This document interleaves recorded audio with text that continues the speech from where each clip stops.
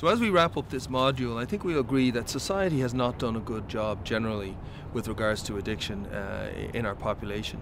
And in fact, if you look at our profession, there is massive denial that this problem even exists.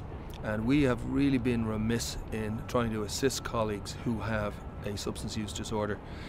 If we continue to take a wait-and-see approach, absolutely confirm beyond all doubt that impairment is present by probably some patient harm, and then swoop in and report somebody to their licensing body and take their license, that is a dangerous strategy. It doesn't work. We know that there are progressive initiatives underway for the last several years across the world whereby the emphasis is rehabilitation and safe return to practice. And we have seen the growth of physician health programs that have helped that happen. However, we can't rely on physician health programs or even a college to come into our community and address a problem. If we really care about our physician colleagues, and in fact if we really care about society, and we do have a duty to protect society from a physician who might be impaired, then we have to develop these skills within our own community. We have to be willing to find the resource and figure out what we're going to do with a physician who is developing a significant substance dependence. So I think we've seen in this module that addiction certainly exists within our ranks.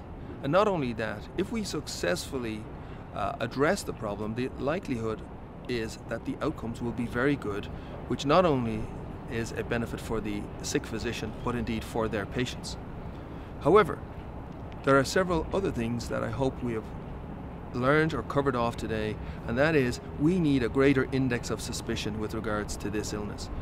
There is no way that we can wait until patient harm occurs. Again and again, what I've seen is prior to the individual being floridly incompetent in the workplace, there will be 6 to 12 months of altered behavior, difficulty with attendance, difficulty with attitude, that should have set off alarm bells long before. So an index of suspicion is terribly important.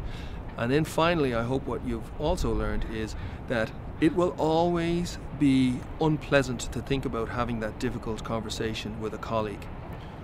But to ignore that or not to have that conversation is simply unconscionable.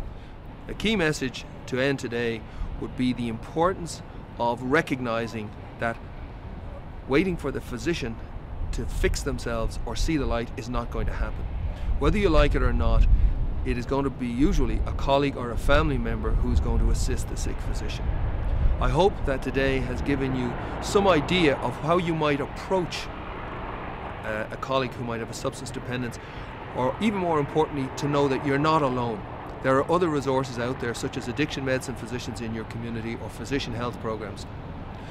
But my closing message must be, don't sit on it, don't wait. Err on the side of action, because somebody's life may depend on it.